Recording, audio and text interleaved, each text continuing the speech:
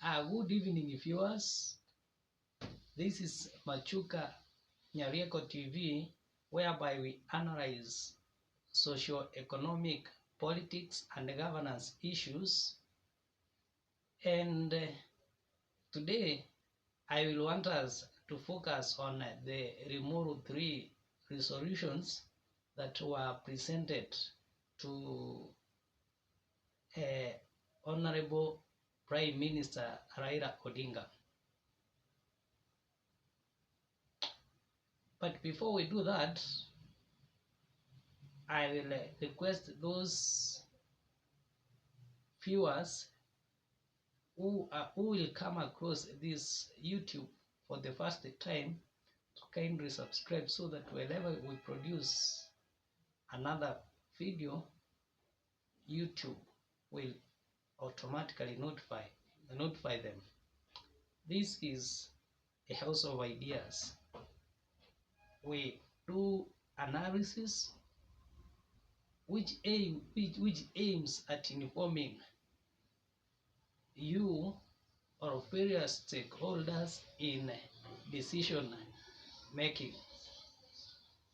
And for those who are our resident subscribers, thank you, and continue watching so that we can move together. Back to our topic, which is on Limuru 3 presentation of their resolutions to Raila Odinga and Kisii One. Actually, it is Limuru 3 to Kisii One. Therefore, I will majorly focus on the need for Kisii One, because during the meeting, which was attended by Raila, as earlier mentioned, we also present was the governor for Kisii County, Simba Arati, who said that after this is also intending or is thinking about coming up with Kisii One, so that they can compare notes. But of course, when you talk of Simba Arati and he was in the meeting, it means that was something that was discussed in the meeting and agreed upon.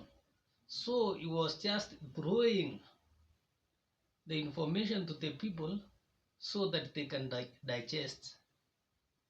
Therefore, I will now focus on the reasons as to why there is a movement from Limuru 3 to Limuru 1, to Kisii One. Limuru 3 to Kisii One. Because that one is not by accident. It was not a coincidence that Simba Arati talked of Kisii One.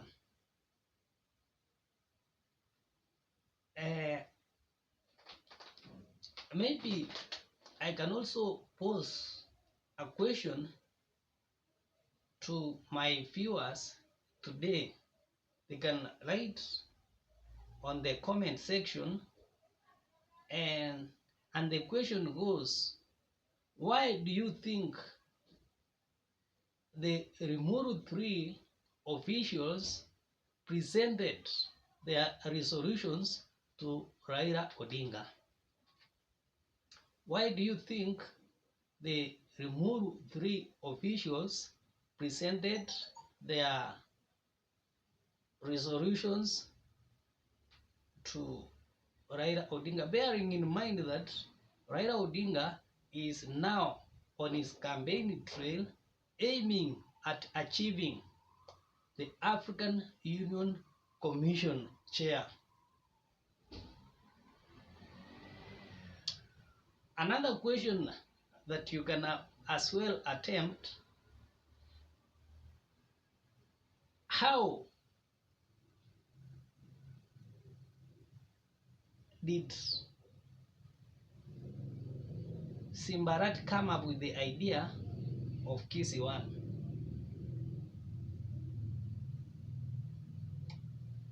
from the studio, I'll give two reasons why I think Raila Odinga, I mean the Limuru three officials, na Jeremiah Kioni, did present uh, their resolutions to Raila Odinga today. One, since Raila Odinga is going for the top African Union chairmanship, they wanted to show solidarity to him, as well as legitimacy, make him a legitimate person. Because if you see, the other day, he was with the Prime Secretary or Prime Minister Musalia Mudavadi, who is also the Minister for Foreign Affairs.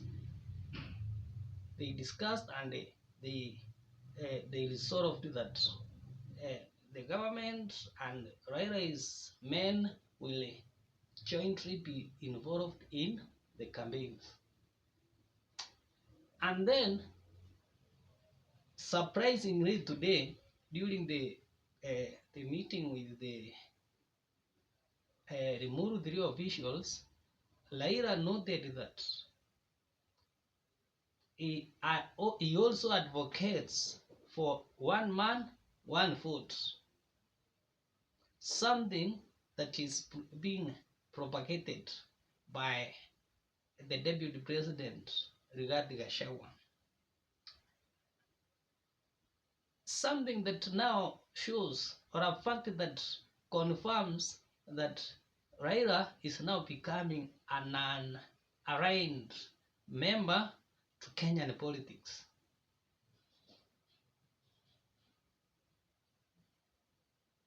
Because he's taking views from different perspectives, despite the fact that during his speech he gave his ideals on what he thinks or the ways in which he thinks Kenya should be ran or led. Another point is that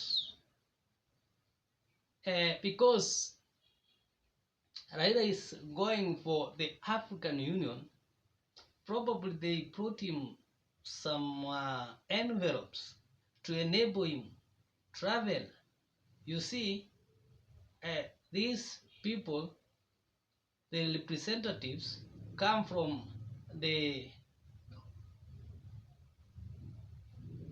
Jubilee Party, which was an association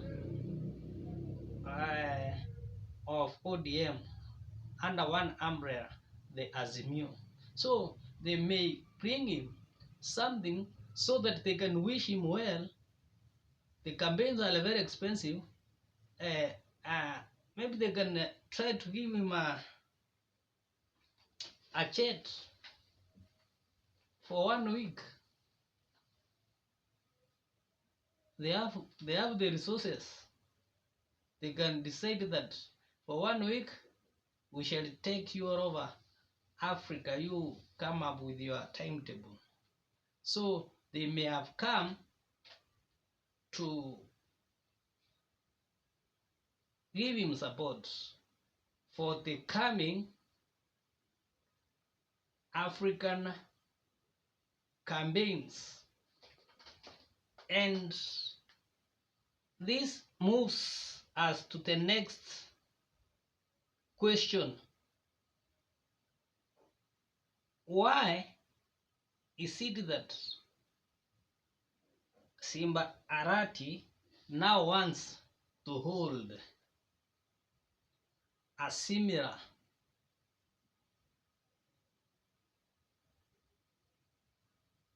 conference, Kisii One?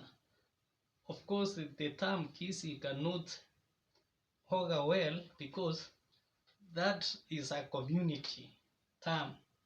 Probably can say Nyamache One, Nyamasibi One, Maran One, so that it cannot be associated with the community.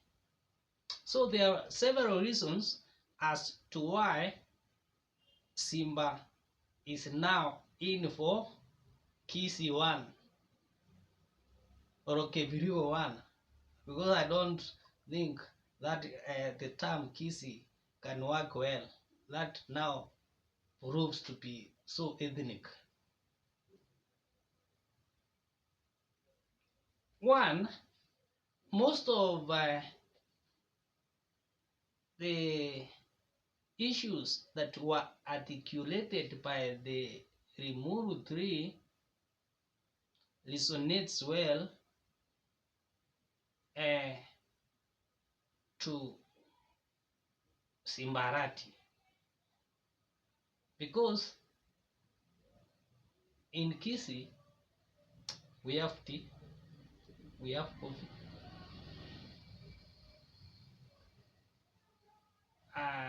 maybe they may need to revive Paredram, which died some years ago, and us and other farming commodities is milk. So they have similar issues, especially on agriculture.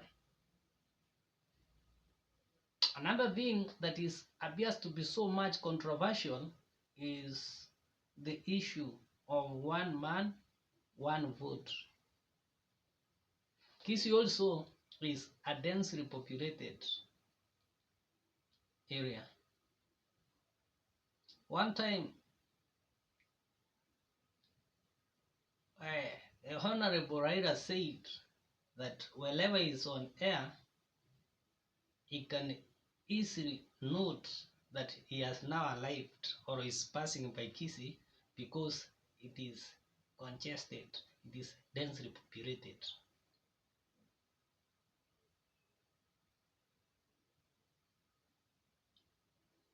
So the issue of one man, one vote may be attractive to him.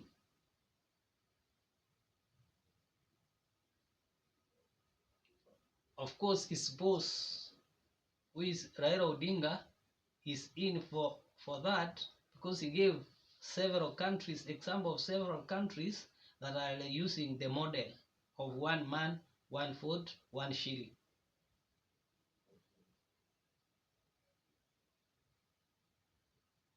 The choice of Kisii, because to me, or to my honest opinion, I don't think that it was Simba's choice, is to make Limuru 3 a continuous movement. That means from Limuru they move to Kisii, so that they continue putting, they continue burning the fire, the flames, because people forget history. In a few days from now, people will totally have forgotten about the Limuru 3. So they may decide as founder members of Azimio, whereby ODM and Jubilee are included, let's go to another place so that we don't look tribal or ethnic. So they came to a conclusion that tell Simbarat we are going there next. So these are not the words of Simba Arati. This is actually earlier campaigns whereby they have started mobilizing people basing on some ideologies, some ideas similar to those that were propagated or that were articulated during the Limuru 3. Remember, yes, politicians, especially those Kenyan politicians, will fight for your rights accidentally.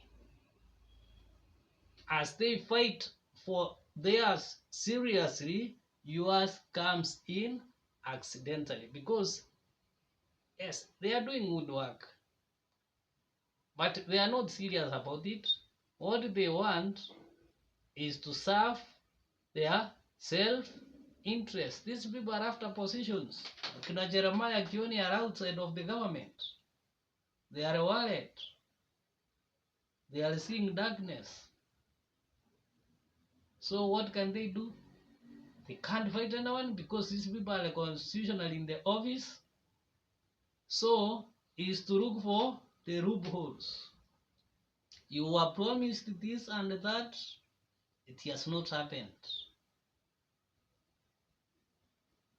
You are told that education will be affordable.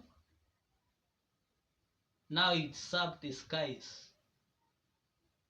You are told that the prices for your agricultural goods will be attractive. They are worse. You are told that taxes will be reduced. Now they are worse. Someone was telling me that instead of us talking politics now, let's participate in a finance bill. What we do is not to make the bills. We give ideas. It's up to them to decide to follow them, because our ideas are very predictive. We tell them the truth, so that if they just mix the truth and their knowledge, they will at least improve in their processes of governance. So for us, we don't participate fully day and night on budget making processes, because even if you fully sleep there participating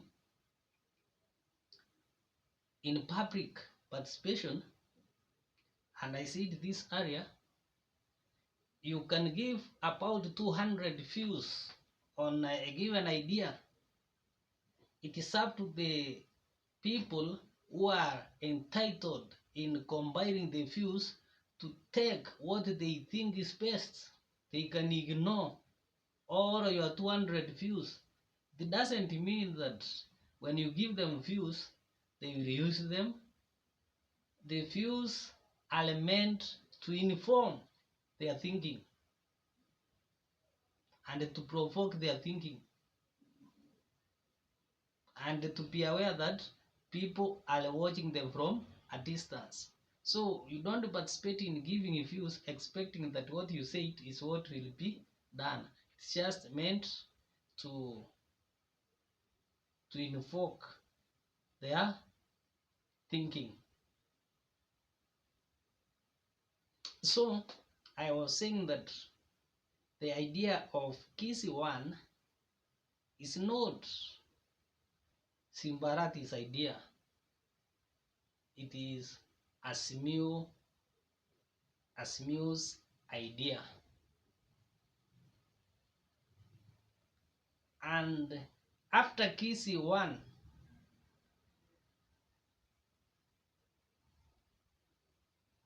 they will plan another one next somewhere else. For example, in Western, there are many groups now. They rebirth, the Tawe movement, among others. Because of these groupings, they are as well in fear. So they do their best to ensure that the agendas keeps on. They have to pass them from house to house, so that at least they can buy individuals, and individuals becomes loyal to them. So that's another point, that's to keep the spirit of the Limuru 3 by just moving from one place to another, moving from one place to another. Just because, as we said earlier, if they just leave it at that place, the people will forget. And of course, I've talked of to make it have a national outlook. When Limuru 3 were meeting, even today they are being called an ethnic group. The Limuru 3 will ensure we have some other groups from elsewhere, so that we cannot be called, we cannot be told we are ethnic. Otherwise, there is no one community in Kenya that can ascend to leadership. These people have their interest. All they need is to take power. The Limuru 3, the Kisii One, or all are blankets. And furthermore, in Kisii County, Simbarat is a governor. And Limuru 3 is largely by people who are not in the government, who are outside in the government. How will Simbarat connect with the people who are outside the government and him who is the government? Because the demands they will be making, also people also will, Simbarat will have Kebirigo 1, Osoro will have Masimba 1, Oronyantrago 1. So, or Osoro will be talking that, will be saying that Simba is ethnic and such issues.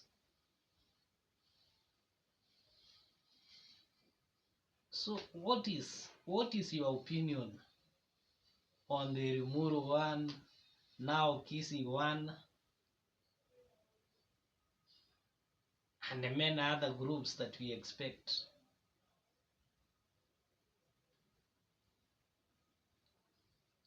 To me, they are not ethnic. They are not the party, because they keep opposition of the government, and I've been saying time and again that our opposition is weak.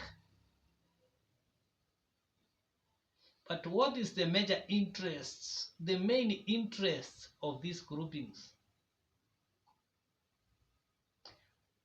Don't they have other mechanisms of doing the same? Because of their muscles, they can organize the public, maybe to recall some of these elected leaders.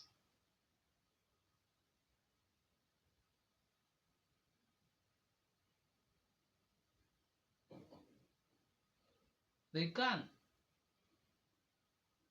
If, for example, is a given MD is not performing his duties, they can do what is necessary. And that is what we call checks and balances. They can organize, because the people are more than willing wherever there is an issue.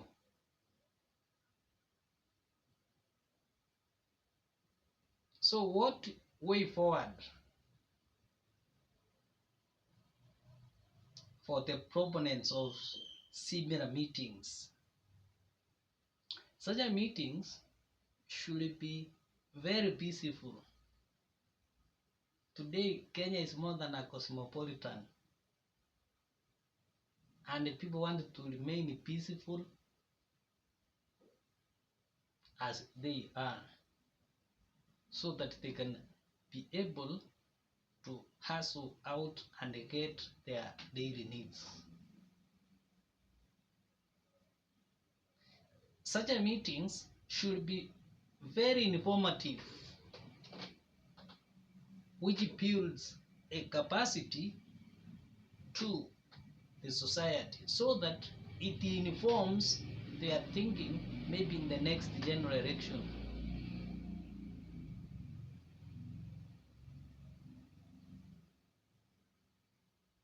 Three, such meetings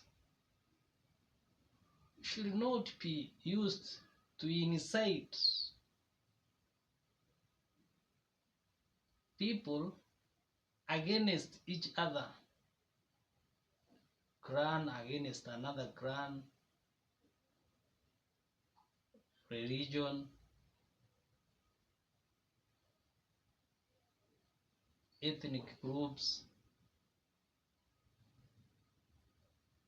and so forth. Have a pleasant evening. Thank you.